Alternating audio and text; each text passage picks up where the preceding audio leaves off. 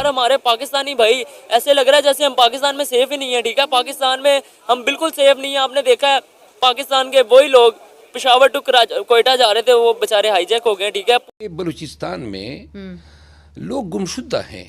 यहाँ उनकी खवातीन आई इस्लामाबाद में, जो हमने उनको ट्रीटमेंट दी। अब वो कह रहे हैं जो ठंडा पानी उनके पर फेंका सर्दियों के मौसम में, और जो गुमशुदा लोग हैं उनकी कम से कम हड्डियां तो दे। बलूचिस्तान से बहुत ही अफसुर्दा कर देने वाली और गमगीन खबर इस वक्त सामने आ रही है, जहां पर पाकिस्तान दुश्मनों की जानिब से बदअमनी फैलाने का सिलसिला जारी है। आज जो वाकया पेश आया है, सूबाई दारुल-हुकूमत कोयटा से पेशावर जाने वाली ट्रेन जाफर एक्सप्रेस पर नामालूम दहशतगर्दों ने फायरिंग की है और सिक्योरिटी जराये के मुताबिक अब तक जो सूरत हाल है, दहशतगर्दों ने मुसाफिरों को यरगमाल बनाया हुआ है। नहीं, मैं आपको बताता हूँ, ये इनजस्टिस है। हाँ। अब सुई के मकाम से गैस निकल रही है, सुई वालों के पास नहीं है। अच्छा, मुझे ये बताएं कि पूरे पाकिस्तान में गैस डिलीवर हो रही है, जहां से निकल रही वहां पे नहीं है। पाकिस्तान के अंदर भैया अब बहुत सारी टीमें जो पाकिस्तान आई हुई थी चैंपियन ट्रॉफी के लिए, उन सारे लोगों ने अभी दुआएं की हैं कि अच्छा हुआ कि इंडिया ने फाइनल पाकिस्तान से लेके जो है दुबई में करवा दी। पर एक्सप्रेस पर बुज़दिलाना हमले के दहशतगर्द अफगानिस्तान में अपने मास्टरमाइंड से राब्ते में हैं। बलूचिस्तान में बोलान कलादम BLA का जाफर एक्सप्रेस पर हमला, मुतातिद अफराद जाँ बहाल। सिक्योरिटी जराये के मुताबिक दहशतगर्दों ने खातीन और बच्चों समेत दीगर मुसाफिरों के रकमाल बना लिया। कोयटा और पेशावर के रेलवे स्टेशन पर हेल्प डेस्क कायम कर दिए गए। जराये के मुताबिक दहशतगर्द अफगानिस्तान में अपने मास्टरमाइंड से राब्ते में हैं।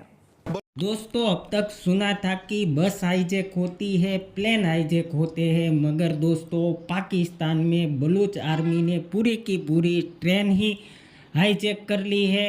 और दोस्तों, ट्रेन हाईजैक होने के बाद पाकिस्तानी मीडिया में क्या चल रहा है, चलो देखते हैं। बलूचिस्तान में लोग गुमशुदा हैं।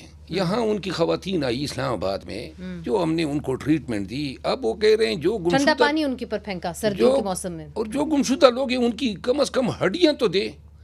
तो लिहाजा ये अगर कोई हल होता तो दहशतगर्दी पे हम 24 सालों में काबू पा लेते ना। 24 साल हो गए हैं, 7 लाख की फौज रखने के बावजूद भी हम दहशतगर्दी से निपटने के इस तरह हम नहीं कह सकते हैं कि हमने काबू पा लिया। कितने ऑपरेशंस किए। आज ट्रेन है और ये ट्रेन के पैटर्न पे और ये कार्रवाइयाँ बढ़ेगी। तो लिहाजा ज़रूरत इस अमर की है कि लोगों की महरूमियों का अजाला हो, ये कानून की हुक्मरानी हो, मिसिंग पर्सन का सिलसिला बंद होना चाहिए। कराहत आती है इन अवामिल से। और हमारे पाकिस्तानी भाई ऐसे लग रहा है जैसे हम पाकिस्तान में सेफ ही नहीं है। ठीक है, पाकिस्तान में हम बिल्कुल सेफ नहीं है। आपने देखा है पाकिस्तान के वही लोग पेशावर टू कोयटा जा रहे थे, वो बेचारे हाईजैक हो गए। ठीक है, पूरी ट्रेन, एक बंदा हो ना समझ में आता है। पूरी ट्रेन, यहाँ पे मैंने पाकिस्तान की हिस्ट्री में पहला मैंने वाकया सुना है कि पूरी ट्रेन हाईजैक की है। ठीक है, जहाँ पे देखा जाए बड़े बड़े जहाज नहीं हाईजैक कर सकते, उन्होंने पूरी ट्रेन हाईजैक कर ली है। ट्रेन छोटी नहीं होती, ट्रेन की कोई 8, 9, 10 बोगियाँ लगी होती हैं। ठीक है, उन्होंने एक बोगी में भी आप लगाए ना 100 बंदा बैठा है, तो 8, 9 बोगियों में तो 900 बंदा पक्का बैठा है। ठीक है, ट्रेन में मैं कहता हूँ यार लानत है ऐसी बलोचियों कौम पे जो उनसे ऐसे काम कर रहे हैं, मुसलमान भाइयों को मार रहे हैं, छोटे छोटे बच्चे उनके घरों में मातम हो रहा है जिनकी फैमिलीज ट्रेन में है। भाई ये मुसलमान है ही नहीं। मैं वही कह रही हूँ, दहशतगर्द का जो है ताल्लुक किसी भी मजहब, किसी जमात या किसी रियासत से होता नहीं। सर आप क्या कहना चाहेंगे इस सारे वाक्य पर? हमारी अब पाक आर्मी को उस पर किस तरह से एक्शन लेना चाहिए? नहीं, मैं भाई की राय से टोटली थोड़ा सा डिसएग्री करता हूँ। वो इसलिए कि सारा कसूर बलूचिस्तानियों का नहीं है। सर बलूचिस्तानियों का कसूर है, देखा जाए अब 800-900 बंदा अगर आपकी फैमिली होती है ट्रेन में, तो अगर वो कहते हैं कि हमें हक से महरूम रखा गया है, एटलीस्ट आप डायलॉग करवाएं, नेशनल लेवल पे करवाएं, इंटरनेशनल लेवल पे करवाएं, एटलीस्ट लोगों के सामने ये फेस आए। बलूचिस्तान में BLA की तरफ से जो ट्रेन है उसके ऊपर अटैक किया गया और कहा ये जा रहे तकरीबन 450 के करीब लोग थे। डिफरेंट फिगर्स आ रहे थे, कभी 600, कभी 700, फाइनली तकरीबन 450 के करीब उसमें लोग थे। ज्यादातर सिक्योरिटी फोर्सेस के लोग और उनकी फैमिलीज थी। और कहा ये जा रहा है कि BLA की तरफ से डिमांड ये है कि जो ऑपरेशंस चल रहे हैं या जो अटैक्स चल रहे हैं बलूचिस्तान में और कई दूसरी डिमांड जो है वो पूरी की जाएं, तो उन लोगों को फिर रिहा कर दिया जाएगा। तो बताया यही जा रहा है कि 100 से ऊपर लोग जो हैं इस वक्त उन्होंने उनको पकड़ रखा है। फैमिलीज और बच्चों और खवातीन को या लेडीज को उन्होंने जाने दिया है।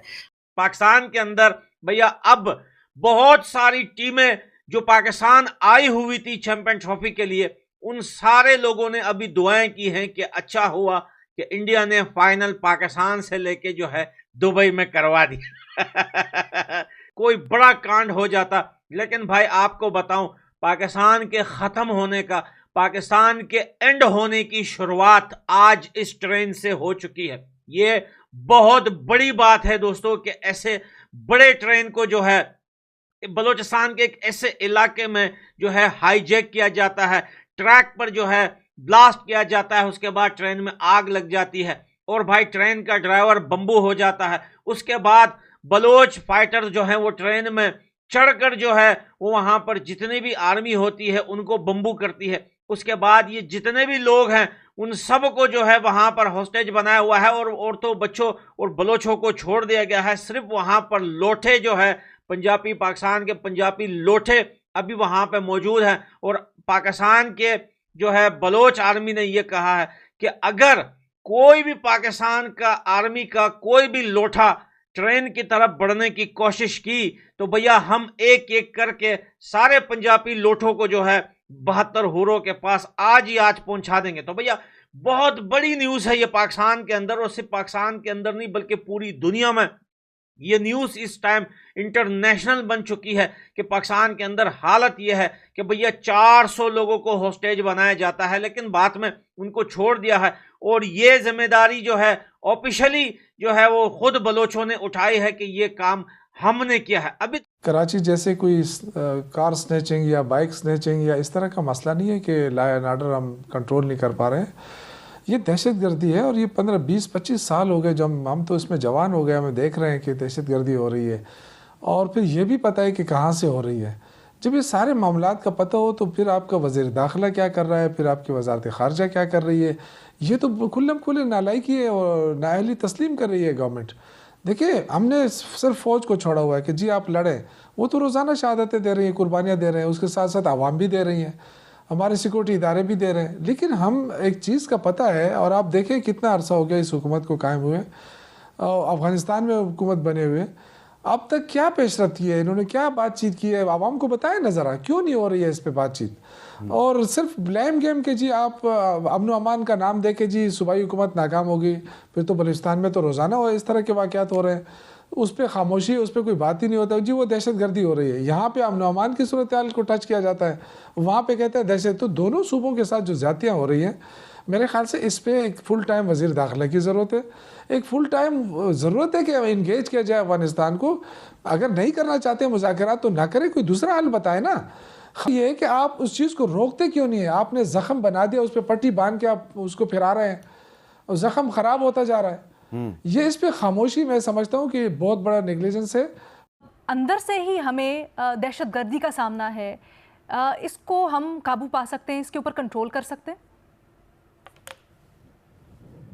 देखिए असल में एक तो ये कि ये पाकिस्तान का नंबर 1 मसला है और जो सिक्योरिटी है, और लेकिन ये किसी भी हुकूमत का नंबर 1 प्रायोरिटी नहीं रहा। वो मौजूदा हुकूमत हो, वो पिछली हुकूमत हो, उससे पिछली हुकूमत हो, वो उसको मसलों में से एक मसला समझते हैं। हालांकि ये प्राइम मसला है, सुप्रीम मसला है, सबसे बड़ा मसला है। दूसरी बात ये है कि उसकी जो बुनियादें हैं वो ये एक मल्टी डायमेंशनल सूरत हाल से हम दो चार है, और इसके मल्टी डायमेंशनल पहलू है, इसका एक स्ट्रेटिजिक पहलू है।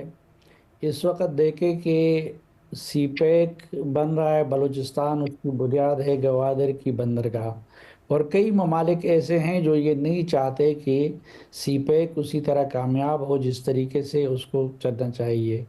तो एक तरफ वो लोग भी हैं, दूसरी तरफ उनकी महरूमियाँ अपनी जगह पे हैं। बलूचिस्तान के लोगों की इतनी महरूमियाँ हैं और इतने उनके हकूक़ छीने गए हैं कि उनको इजीली वरगलाया जा सकता है, उनको इजीली स्टेट के ख़िलाफ़ खड़ा किया जा सकता है।